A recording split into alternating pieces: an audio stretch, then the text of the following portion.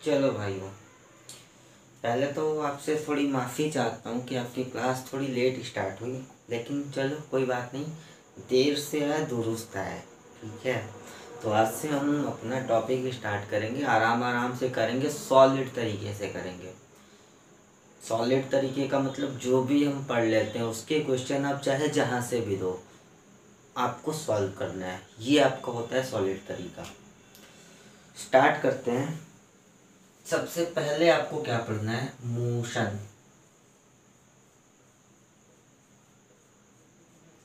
आपको सबसे पहला चैप्टर आपका फिजिक्स का है मोशन।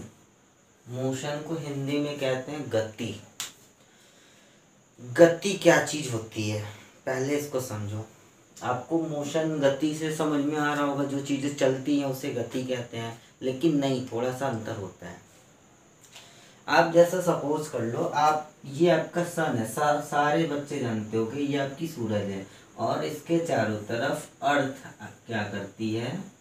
इसके चारों तरफ अर्थ चक्कर लगाती है, ठीक है।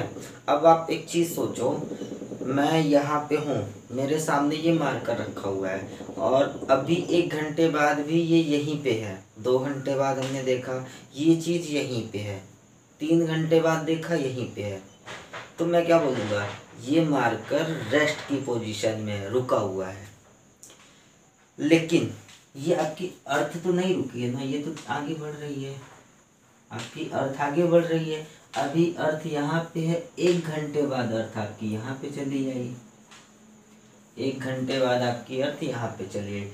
अगर कोई इंसान अर्थ के बाहर से देखेगा तो उसे ये मार्कर क्या दिखेगा? उसे तो ये मार्कर मूव करता हुआ दिखेगा, गति करता हुआ दिखेगा, ठीक।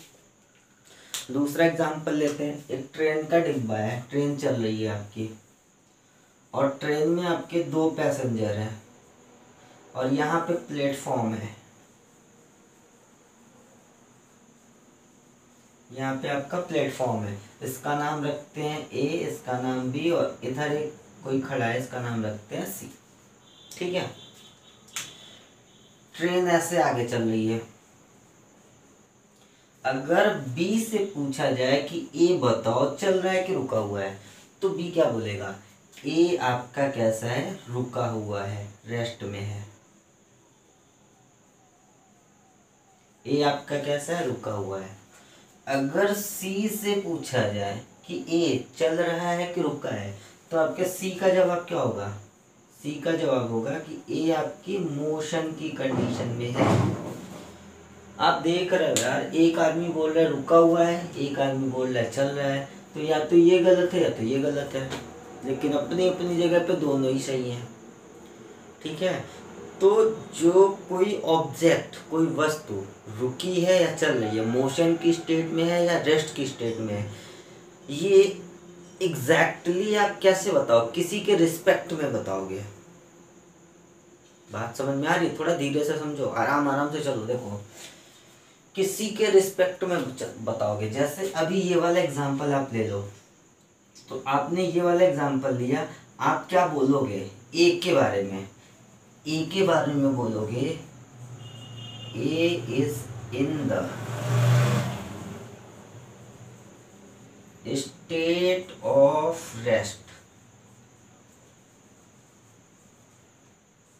With respect to B. A जो है बी के सापेक्ष विराम अवस्था में है। बोलोगे भाई देखने वाला कौन है? विद रिस्पेक्ट टू के बाद जो भी वर्ड आए, जो भी ऑब्जेक्ट है, वो क्या होता है? ऑब्जर्वर होता है, देखने वाला होता है। तो आप बोलोगे क्या? A is in the state of rest with respect to B. A जो है बी के सापेक्ष विराम अवस्था में है। क्लियर है इतनी सी बात? अच्छा, अगर सी के रिस्पेक्ट में बात करनी हो तो क्या बोलोगे? A is in the state of motion with respect to C. A जो है सी के सापेक्ष गति की अवस्था में है, ठीक है। अब ये देखो, एक चीज यहां से समझो कि ये जो बी है और ए है, इनके लिए ट्रेन का डिब्बा क्या है? सराउंडिंग। सराउंडिंग मतलब आपके चारों तरफ का वातावरण। ठीक है, सराउंडिंग मतलब क्या, चारों तरफ का वातावरण। ठीक है, तो अब यहाँ से आपको एक चीज समझ में आ रही है कि स्टेट ऑफ रेस्ट में कोई चीज रुकी है या कोई चीज गति कर रही है, उसके लिए आपको चाहिए क्या, देखने वाला, देखने वाला चाहिए। ठीक है, हो सकता है कोई चीज किसी के देखने में चल रही हो सकता है कोई चीज किसी के देखने में रुकी हो। जैसे मैं यहाँ पे खड़ा हूँ, मेरे सामने सपोज कर लो ये आपका मार्कर ही ले लो, मार्कर है, मैं यहीं पे खड़ा हूँ, देख रहा हूँ इसे, 2 मिनट देखा, 4 मिनट देखा, हमारे और इसके बीच की डिस्टेंस अभी 1 मीटर की है। मैंने 2 मिनट देखा, 4 मिनट देखा, 10 मिनट देखा, ये डिस्टेंस 1 मीटर की ही बनी है। तो मैं क्या बोलूँगा, ये मार्कर रुका हुआ है। अगर कोई इंसान अर्थ के बाहर से देखे तो उसे क्या दिखेगा, ये मार्कर ऐसे मूव कर रहा है, तो वो वाला इंसान क्या बोलेगा कि मार्कर जो है वो चल रहा है। तो थोड़ी सी बात आपको समझ में आ रही होगी कि कोई चीज़ रुकी होगी या चल रही होगी, इसको देखने वाला कोई होगा, किसी के रिस्पेक्ट में चीज़ रुकी होगी या चल रही होगी। इतनी सी बात समझ में आई। तो इसका थोड़ा सा डेफिनेशन हम देखते हैं।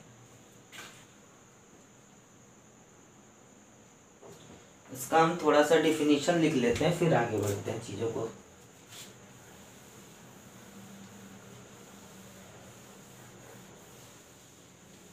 डेफिनेशन क्या बनता है, देखो पहला आप लिखो रेस्ट। रेस्ट मतलब क्या, विरामावस्था।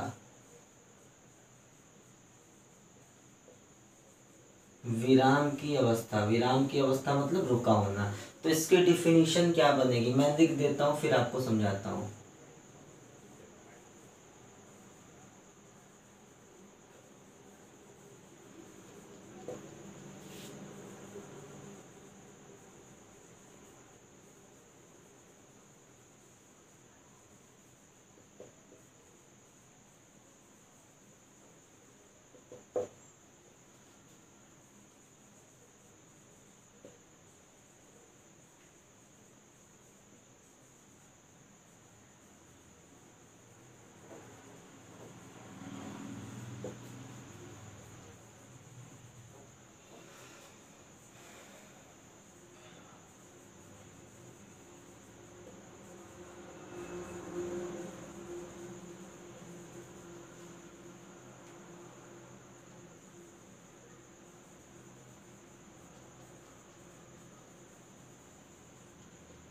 ठीक है, हिंदी वाले थोड़ा सा मैं आराम आराम से बोल रहा हूँ, आप लिख लेना। यदि कोई वस्तु अपने वातावरण के सापेक्ष अपनी स्थिति ना बदले तो वस्तु विरामावस्था की स्थिति में कहलाती है। If an object does not change its position with respect to surrounding, ये सबसे इंपॉर्टेंट चीज़ है। अब सराउंडिंग मतलब क्या है, मैं यहाँ पे हूँ तो मेरे सामने जो भी चीज़ें वो मेरी सराउंडिंग है। जैसे छोटा सा एग्जांपल है, बस है, ठीक है, बस लिया हमने, बस में एक इंसान यहाँ पे बैठा है, ड्राइवर बस का यहाँ पे है, ये इसका यहाँ पे है, छत इसकी ये आपकी रूफ है। ठीक है, अब अगर इस इंसान की बात कर लो जिसे मैंने घेरा हुआ है, इसकी बात कर लो, तो इसके लिए सराउंडिंग क्या है, ये सराउंडिंग है, ये सराउंडिंग है, इसकी छत सराउंडिंग है, ये कॉर्नर सराउंडिंग है। ठीक है, अगर मान लो इसकी छत से डिस्टेंस बनती है 2 मीटर और इस इंसान से डिस्टेंस बनती है 1 मीटर, ड्राइवर से डिस्टेंस बनती है 3 मीटर। ठीक है, अब ये हमेशा हमेशा जैसे मान लो बस कहीं चली जाए उससे नहीं मतलब है, अगर इसकी छत से डिस्टेंस 2 मीटर है, इससे डिस्टेंस 1 मीटर है, इससे डिस्टेंस 3 मीटर है, तो इन सारे के रिस्पेक्ट में ये वाली चीज रुकी हुई है। आई बात समझ में। एक एग्जांपल और लेते हैं, ये ठीक है, अब इसकी बात कर लो, ये इंसान है, इसके लिए सराउंडिंग क्या है, ये पूरा का पूरा एटमॉस्फेयर, ये सारा सराउंडिंग है। ठीक है, उसमें ये भी सराउंडिंग में ही आएगा। अब जैसे ही ये आगे बढ़ेगा, पहले इसके बीच की डिस्टेंस कितनी थी, 1 मीटर, बाद में यहाँ पे पहुँच गया, डिस्टेंस कितनी बन गई, 3 मीटर बन गए, यानी इसकी पोजीशन क्या हो रही है, चेंज हो रही है। तो ये क्या बोलेगा, he is in the state of motion. Rest समझ में आया क्या होता है। सिंपल एक चीज कह सकते हो, if an object does not change its position with respect to time, ये भी आपका स्टेटमेंट करेक्ट है। तो रेस्ट में इससे ज़्यादा कुछ समझाने वाली चीज़ नहीं है, बहुत छोटी चीज़ है। आगे देखते हैं मोशन क्या होता है।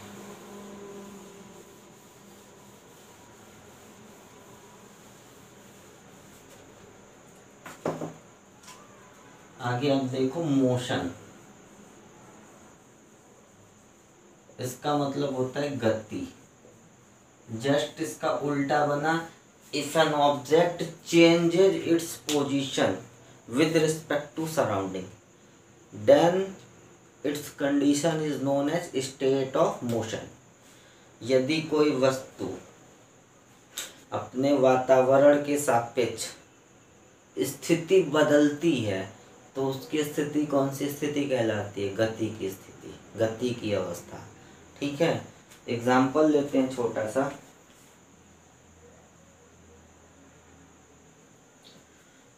एग्जाम्पल लेते हैं, ये मार्कर है।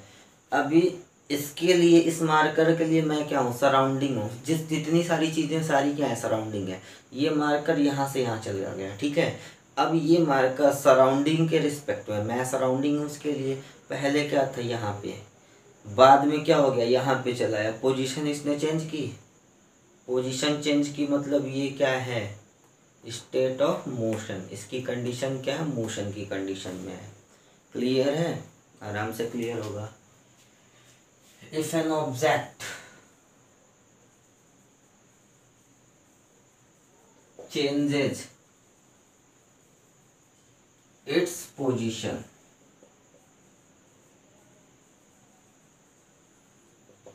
WRT लिख रहा है, इसका मतलब with respect to surrounding, then its condition is known as state of motion.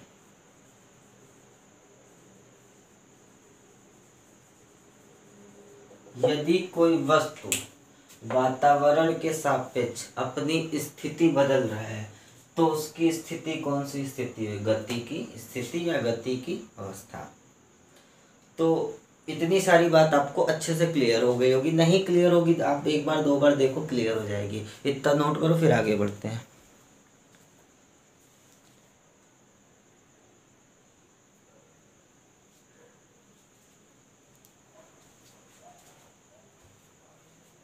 ठीक है, आगे बढ़ते हैं। अच्छा, स्टेट ऑफ रेस्ट समझ लिया, स्टेट ऑफ मोशन समझ लिया, ठीक है।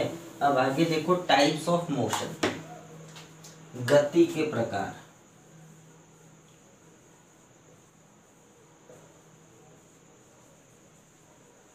टाइप्स ऑफ मोशन, गति के प्रकार।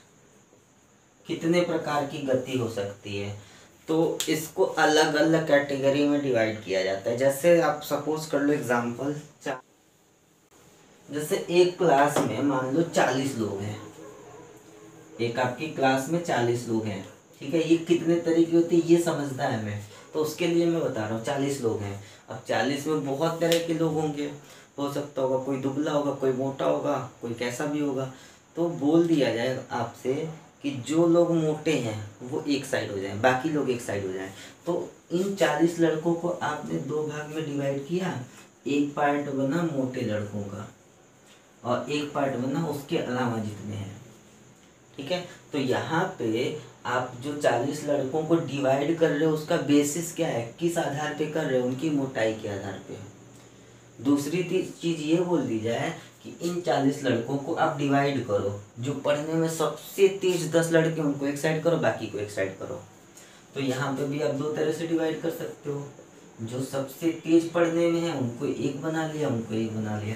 तो आप देख रहे हो यही लड़के 40 लड़के हैं, लेकिन अलग अलग तरीके से इनको अलग अलग प्रकार से बांट रहे हो, कर रहे हो ऐसा।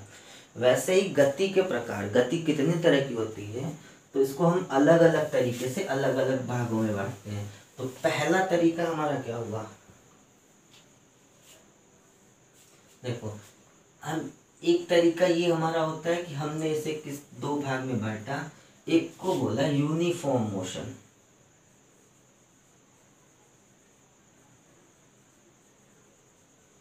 एक को हमने बोला यूनिफॉर्म मोशन, दूसरे को बोला नॉन यूनिफॉर्म मोशन।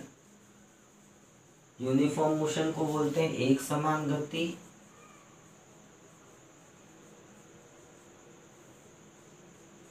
और नॉन यूनिफॉर्म मोशन को बोलते हैं असमान गति।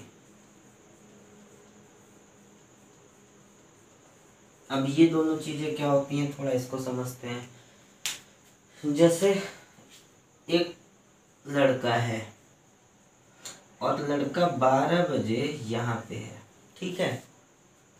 12:05 पे ये लड़का यहाँ पे पहुंच गया, 12:05 पे। 12:10 पे इस लड़के ने और थोड़ा सा चला और ये लड़का 12:10 पे यहाँ पे पहुंचा। 5 मिनट और चला, 12:15 पे यहाँ पे पहुंच गया, ठीक है। मान लो शुरू के 5 मिनट में इसने 10 मीटर दूरी चली। शुरू के 5 मिनट में कितना चला, 10 मीटर। अगले 5 मिनट में कितना चला, 10 मीटर। उसके अगले 5 मिनट में कितना चला, 10 मीटर। अगले 5 मिनट में कितना चला, 10 मीटर। तो इस टाइप का मोशन जो होता है वो बोला जाता है यूनिफॉर्म मोशन, एक समान गति। मतलब क्या बना, थोड़ा सोच के देखो। If an object travels same distance in same time interval, if an object travels same distance in same time interval, ठीक है। यदि कोई वस्तु समान समयांतराल में समान दूरी तय करे तो वो कौन सी मोशन होगी, आपकी यूनिफॉर्म मोशन, एक समान गति। देख लो आप, यहाँ पे डिफरेंस कितने का है, 5 मिनट का। यहाँ डिफरेंस कितने का है, 5 मिनट। यहाँ पे डिफरेंस कितने का है, 5 मिनट। तो हर 5 मिनट के डिफरेंस पे कितना चल रहा है, 10 मीटर। तो इस टाइप का मोशन कैसा हो गया आपका, यूनिफॉर्म मोशन। अगर समान सेम टाइम इंटरवल में डिफरेंट डिस्टेंस चले तो वो मोशन आपका कैसा बना, नॉन यूनिफॉर्म।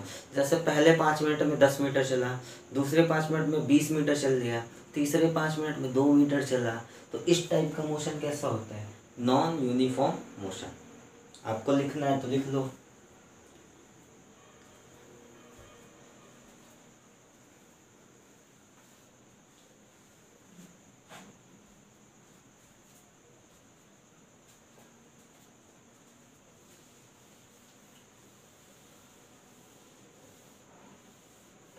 ठीक है। अच्छा, ये कैटेगराइजेशन किसके बेसिस पे था, on the basis of time. आपको बोला था ना 40 लड़कों को अलग अलग टाइप में डिवाइड करते हो, अलग अलग तरीके से। मोटाई के बेसिस पे एक और, पढ़ने के बेसिस पे एक और, खाने के बेसिस पे एक और तरीका बन सकता है आपका। तो अलग अलग टाइप का। तो ये जो हमने पहली कैटेगरी पढ़ी, on the basis of time पढ़ा। टाइम